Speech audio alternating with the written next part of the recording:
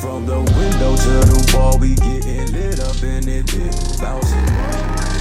We does it big up in it, big bouncing. What's up? Today we're gonna try to finish the wet sanding on the red truck and possibly start polishing on it.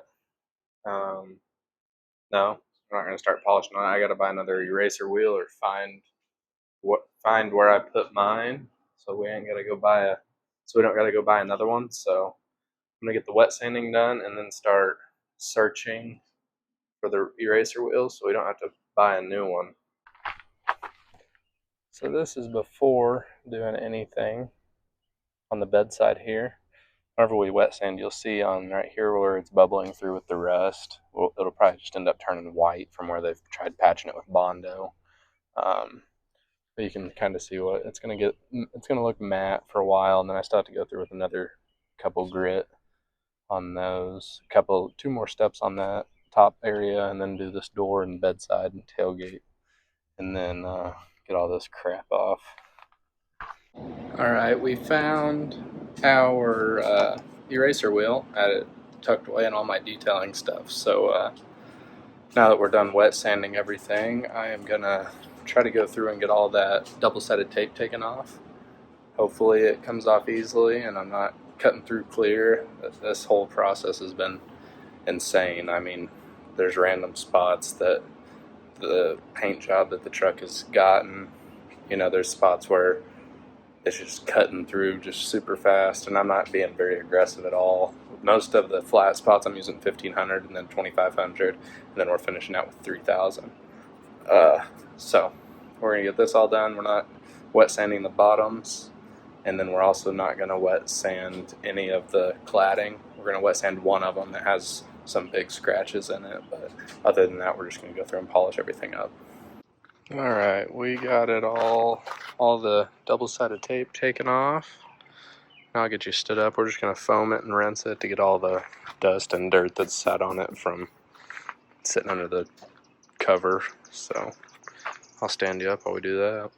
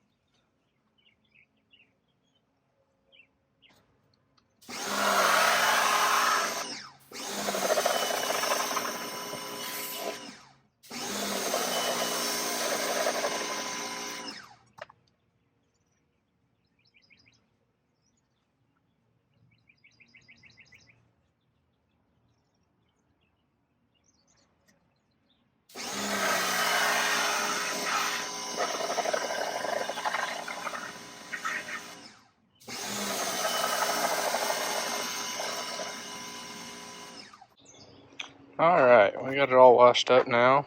We're going to start polishing, or we're going to use a compound first. We're going to use Meguiar's 110.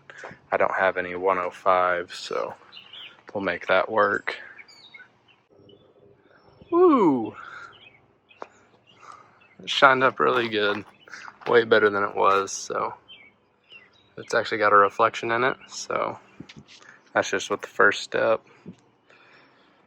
So, and there's no, the sun's not out right now, so I can't really tell if I'm getting all the sanding marks out, but we'll be able to tell whenever the sun comes out this weekend. I'm gonna keep rocking at this. It's fixing to get dark, so here's a quick little view of the first step. We still got to do the tops of the doors, and pretty much all I've done is half the hood, fender, lower part of the door, and then this third of the bedside. But it's turning out pretty good. There's some spots on the fender that I'm going to hit again. Like if you look, you can kind of see those. It focused for a split second. Right there, you can see those little, right here.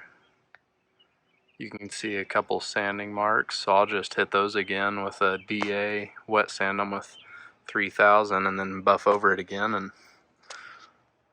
we'll be all set. Oh, there's a couple more right there, so we'll probably just hit this whole fender again, and there's some random spots here and there, but that's what you get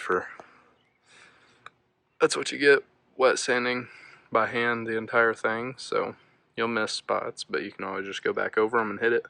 But it looks way better. All the orange peel's just about gone, so it's got a really good reflection now, not so wavy. And then we got most of the runs out. I seen a run whenever I was polishing this part of the hood right here. You can kind of see those power lines warp. There's a run in the paint right there, so I'm not too awfully worried about it. You know, it's a 20-year-old truck. We're just trying to make it look a little bit better, so we'll hit the big spots like the sanding marks. We'll hit those again and just keep on rocking with it. Then we got some paint and stuff, so we'll paint that spoiler and hopefully the front bumper, and then I'll try to blend in around those rust spots until we can get new bedsides put on it, and then cab corners and rockers as well. But you know, that's going to be probably about $4,000 to get all that done, so we'll probably just band-aid it up for now until we get the funds for that.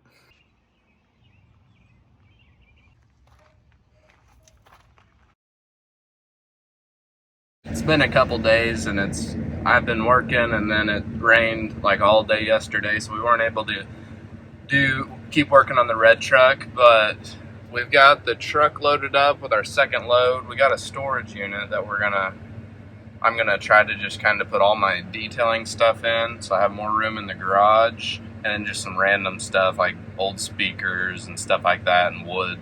And we're just gonna stick it all in the storage shed as well on one side. I think it's a 10x14, but whenever we get there, I'll stand you up and throw a time lapse on or something. All right, so this is kind of what we're looking at. It's a 10x14. Like we're just gonna do all the detailing stuff like in this half, and then over here we'll put all our other junk and stuff.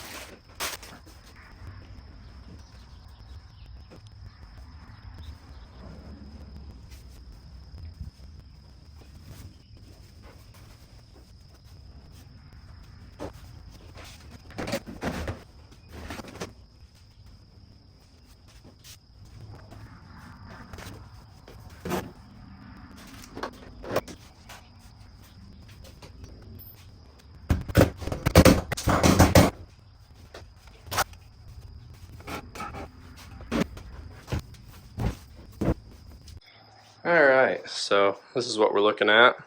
You can kind of, it's pretty much the same setup we had in the garage, you know. Of course, there's not as much room, but it'll definitely get the job done. This is kind of the town I service more of, so if I need something last minute, I can just run by here, grab it, and we'll be all set. But yeah, we got a couple more things we're gonna grab later. We got a set of wheels and tires that we had on the white truck that we're just gonna slap over here in the corner, probably move some of this stuff over. And then we've got 2 spare wheels that I want to get out of the store, out of the shed at the house. All right, this should be it for now, unless we find a few other things. I mean, we got all the wheels and tires, some truck parts that we shouldn't need, and just like some leftover truck parts that just in case we need something. Like there's door handles, interior and exterior handles in there, speakers, speaker wire amps and all that, and then the subs, but I think we're gonna end up selling those. But I mean, we can still put a ton of tubs right here if we need of just kids stuff, but this side's all I really care about. So, but we've got a few more loads of towels to bring here, and then I don't know. Oh, I meant to grab my canopy for detailing. If it's raining, if it's like a light rain or really sunny, I'll throw a canopy up if I need it. And I'm going to stick it in here too, so it's not sitting in the storage shed at the house. We got a couple more things we have to do, but we're going to do that later. But we've also, I just think it's going to be a lot better at the house, being able to work on on the trucks, or even my wife's car, have more room in the garage to pull stuff in. I bought another shelf, but it's not as deep as this one. This one's like, I want to say this one's like 24 inches in depth, and I bought another one that's like 12 or 15 depth, but I want to say that's what it was. I could be wrong. But anyways, we bought another shelf for just storage for just truck parts instead of having all this detailing stuff strung out all over the garage all the time. Now it'll just be tools and parts. So it's just going to free up a lot of space in there. And I'll show you whenever we get back what it's looking like now. It already looks like there's way more room already, not having these 5-gallon jugs and gallons and all the different machines laying around. So this will definitely help the house situation, but now this will probably end up getting full of crap because we've got a bunch of stuff in the attic and our storage shed outside. So a bunch of stuff that we never use. So I was like, well, we might as well just bite the bullet, get this done, and then we can have just somewhere away from us that's not, cluttering around us, because 2 kids and everything, it gets cluttered up fast. So, all right, I'm going to show you the kind of end result of the room we have in here in the garage at the house. There's a couple things we're going to try to get done here, because I'd like to epoxy the floors and get like this wall drywalled or sheetrocked. But there's a couple things I think we need to get done before all of that. We've been having an issue with water like getting in through this crack. You can see I've already kind of siliconed up this crack because we're having some water coming in here the last couple times it's rained. You can kind of see it's still kind of wet on the concrete. So I'll show you on the other side of the house, but there's water getting in here because this is just straight into there's no crawl space underneath any part of this area. So I'll show you on the other side of the house what we've been trying to do to get a different like a negative incline or a grade, get a negative or positive grade to the house. Alright, so it was this is all just a hill down to the back of our house, and this was where it was kind of troughing up, so we built it up with sand and soil and threw more grass seed down. Now it's kind of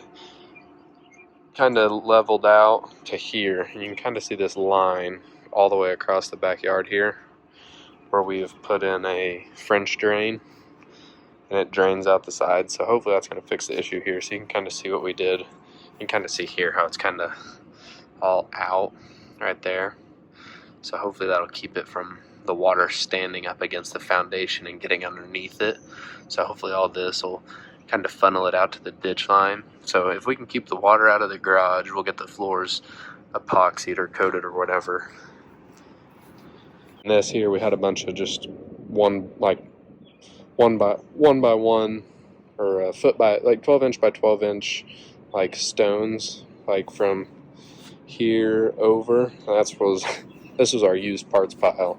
Now that we've got that storage unit, now I don't have to have that anymore, so clean up the backyard. And we moved our toolbox from right here. This is just gonna be our shelf for truck parts and tools and oil and all our lubricants and stuff for the truck. So that's what that shelf's for. It's a lot smaller. It doesn't go out past this crack. Like that old shelf we had for all our detailing stuff stuck out to the edge of the door frame here.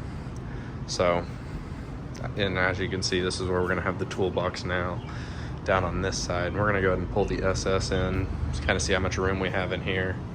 But we're gonna head to buy some silicone to finish siliconing this up. Hopefully it rains this week so we can tell if it's gonna hold up or not.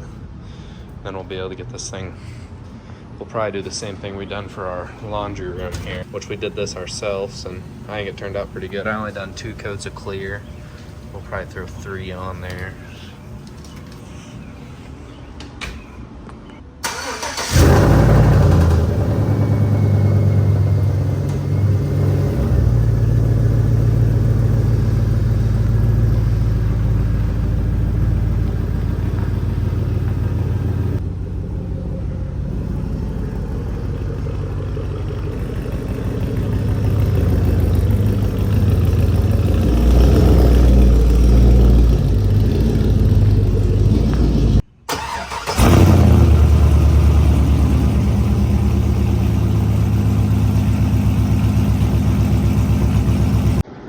Alright, this is how much room we've got. There's a lot more. We're able to walk and not squeeze through on the sides.